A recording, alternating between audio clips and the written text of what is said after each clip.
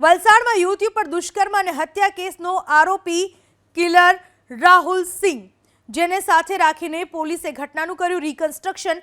પારડી પોલીસની ટીમ રાહુલ સિંહને લઈને મોતીવાડા ગામમાં પહોંચી.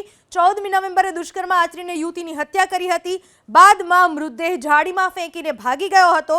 આરોપીને ગામમાં લવાતા મોટી સંખ્યામાં ગ્રામજનો સ્થળ ઉપર પહોંચ્યા. જો કે પોલીસે તમામને દૂર ખસેડ્યા.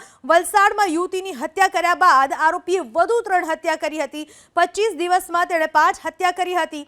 હત્યા ઉપરાંત તેના વિરુદ્ધ ચોરી, લૂંટ સહિતના 13 ગુનાઓ નોંધાયેલા છે. 5મી ડિસેમ્બર સુધી તે પોલીસ રિમાન્ડ પર છે. પૂછપરછ દરમિયાન વધુ કેટલાક ખુલાસાઓ થઈ શકે છે.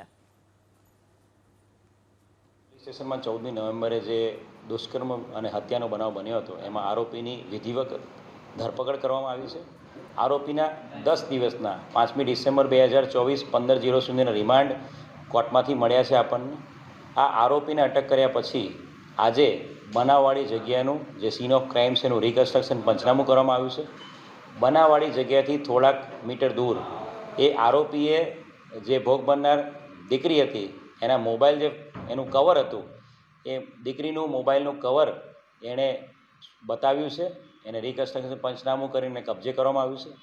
આ ઉપરાંત આરોપીએ બનાવના દિવસે અલગ અલગ જગ્યા પરથી પાણીની બોટલ, માઝાની બોટલ, દૂધ અને અન્ય જે વસ્તુઓ લીધી હતી એ તમામ જગ્યાઓ આઈડેન્ટિફાઈ કરવામાં આવી છે.